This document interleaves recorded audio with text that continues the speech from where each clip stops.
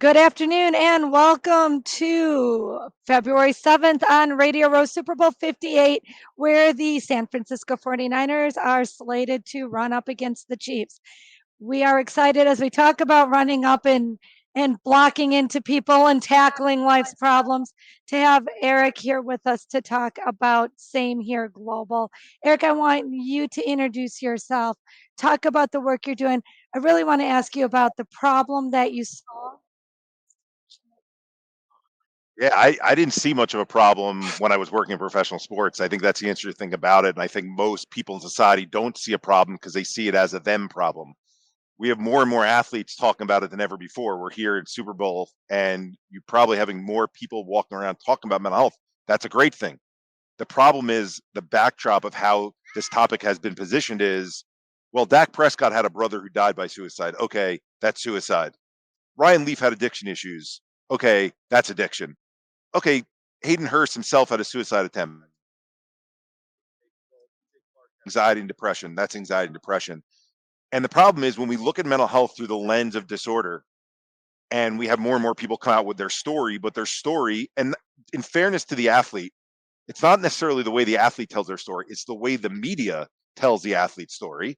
And so the media tells the athlete's story in these quick punchlines: name of athlete, disorder, and some form of erratic behavior. So now let's take it beyond the folks that I just mentioned. Let's use Antonio Brown. Antonio Brown, likely CTE, runs off the field and throws his shirt off in the middle of the game, right? So that creates more and more of a double down on this erroneous message that mental health is a those people who are affected issue. And our mission, because I didn't think it applied to me, the only thing that feels right to me is to come around and talk very openly about my own experience going, oh, I'm fine. I'm a sports executive. Things are going well. Yeah, we all go through trials and tribulations in life. And then when the rug got pulled out from underneath me and my brain stopped working essentially for 2.5 years, what we call freeze mode of the nervous system, which is not common language, right? But I've learned about it. Think about, we're looking at a computer right now. The system becomes overwhelmed. Too many windows are open. The computer needs to blue screen on you. It says, sorry, Kayla, sorry, Roy, we got too much going on. And so if that's able to happen, that means we all have a central nervous system, just like a computer has an operating system. We need to educate people that windows continue to open. That is called trauma. That is called chronic stress. That builds in our nervous system very much the same way plaque builds in our arteries. And we all grew up in an era where they taught us jump rope for heart and hoops for heart. And the American Heart Association came, it's beautiful. Like when I look at the backdrop of your banner, Sports Philanthropy Network. Okay. Charity, philanthropy. An organization like the American Heart Association did that type of education for physical health, where now we grow up going, yeah, I had a cheeseburger today. Yeah, I had French fries. I better get my butt to the gym, even if it's not about vanity and me looking better, just for me to not be susceptible to that down the road. Where is that with mental health? It's only now, well, if I'm feeling the symptoms of disorder, it's okay for me to go check it out. That can't be how we approach mental health. There's got to be a proactive approach of understanding how we're all impacted based on life's various challenges.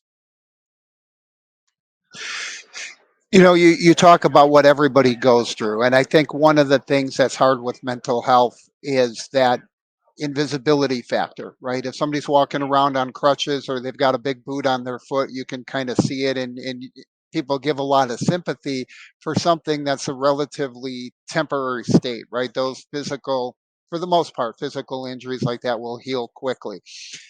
Talk a bit about like what people can do to help understand and empathize with what others are going through.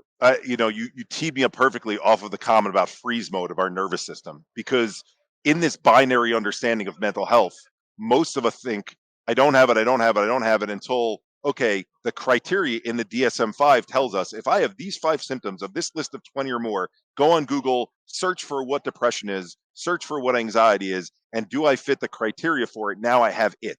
So Roy, to your question is, there's a science that's called polyvagal.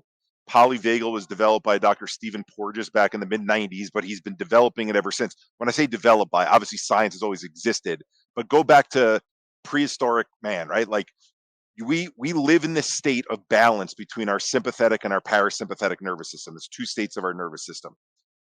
We are meant to be, oh, I'm having a conversation with my friend Kayla, with my friend Roy. I'm in the moment. I'm enjoying the conversation. I'm focused on what they're saying. But if we saw smoke coming out 5 feet from us, we would go, there's something going on there. And we would go into our sympathetic nervous system response because we need to, do we run away from the fire that's going on? Do we help put the fire out? And then after the fire was taken care of, we would be back in the moment here together, right? Okay. So we'd be able to talk again because that was taken care of. So we're back in that parasympathetic response. What happens with the buildup of chronic stress over time? It's a longer explanation to your shorter question, Roy. But when we go through these stressful, challenging events over time, that stuff builds inside of us. That sympathetic nervous response is like those windows on our computer. And the problem is, if we don't have a way to gauge that, so this is where the polyvagal science comes in. We have a scale. It's called Same Here Scale. It's on the app stores. It enables you to check in thriving, gliding, surviving, fluctuating, struggling, sinking. Sounds simple. There's 6 places on it, but underneath each one of the 6 places, there's thoughts, there's feelings and behaviors so that you could identify where you're at on the scale. You should know on any given day, am I struggling today? Am I fluctuating today? Where am I at? To know how that build happens over time. If not, how could we ever be preventative? Yeah, I think one of the things that that you understand as you go through that and you look at that scale, right? We don't stay in one place, right? Just like if you look at a heart monitor, your heart's going up and down. There's no clear path where you have just if you're flatlining, you're not alive. And so I think getting people to understand that concept that you're not going to be in a state of happiness um, on an ongoing I'll give basis. you an analogy that I hope will be helpful. And ironically, that we're here at the Super Bowl, obviously for HIPAA reasons, can't reveal, but there's a family member of an NFL player I do coaching work with. And she was upset that her panic attacks come back, even though she's been doing great work and they're fewer and farther between. They're not as intense as they used to be. But Eric, I want them to go away completely. And I said to her, okay, if you have a thyroid condition and you take Synthroid for it, you've got something that is fixing that, that is giving you what your body is not naturally producing. Totally get that you feel like that's fixed and you don't have to worry about it. You take that pill every day. But what mental health is more like a fever.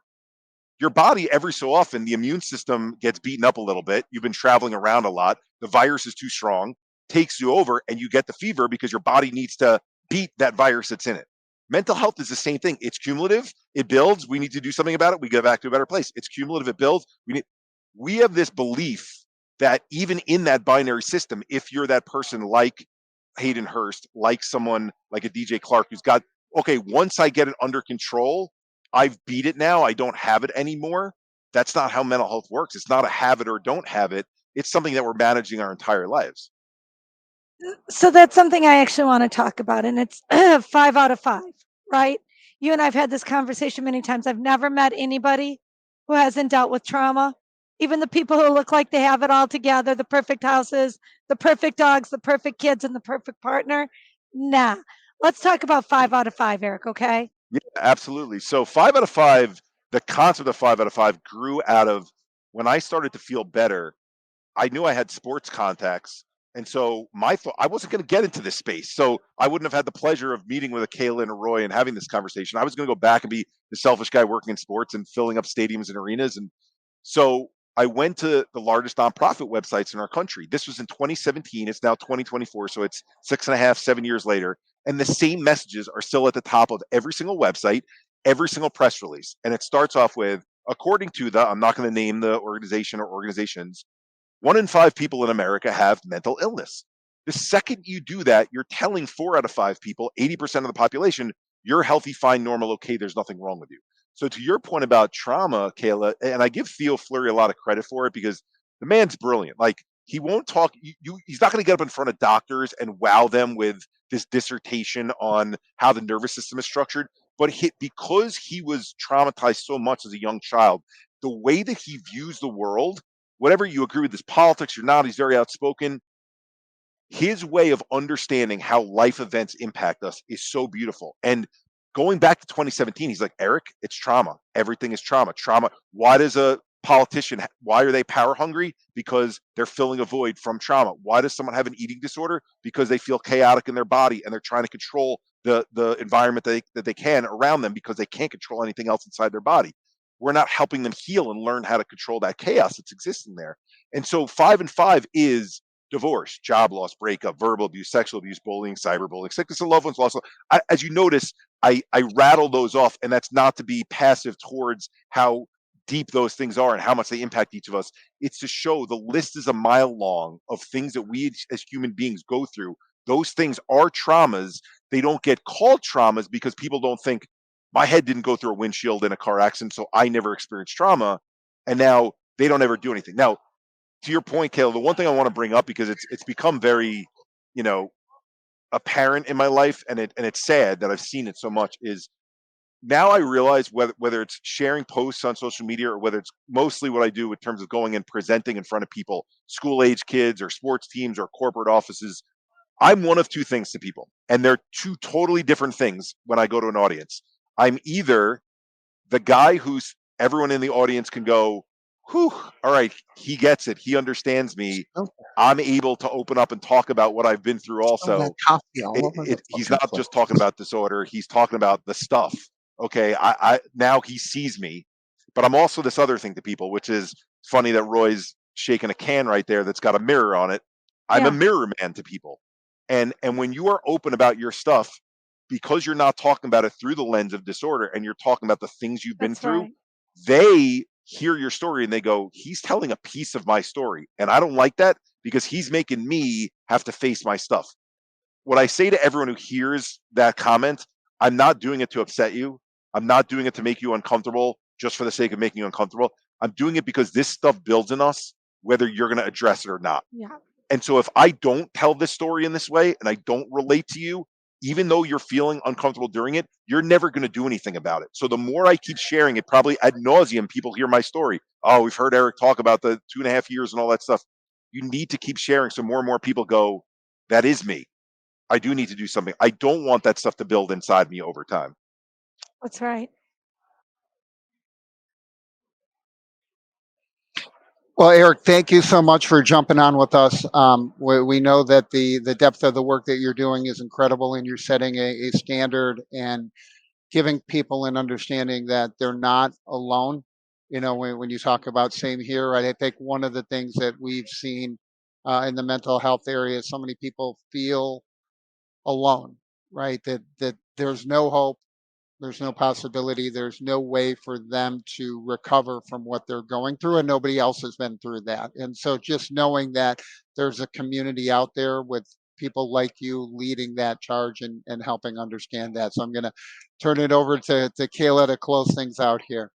Before you close, I want to give you guys props so that the rest of your audience hears this.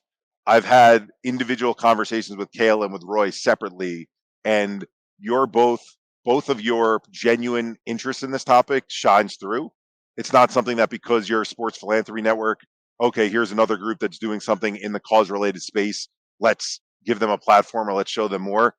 You guys engage with the content. When I post things, you're interested in what's being discussed. You may send me a side comment. When we have a Zoom conversation, you talk about it. So this is not for people who are hearing. This is not something you guys are just, oh, it's another group to put up there.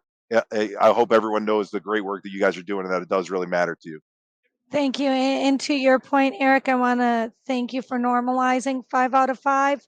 I'll be the first one to raise my hand and speak on behalf of my kids and my family and everyone else. So thank you for normalizing the Same Here global movement to build strong, healthy,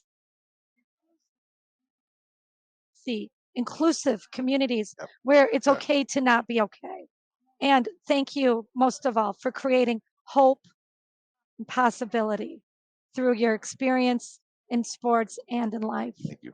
Really appreciate that.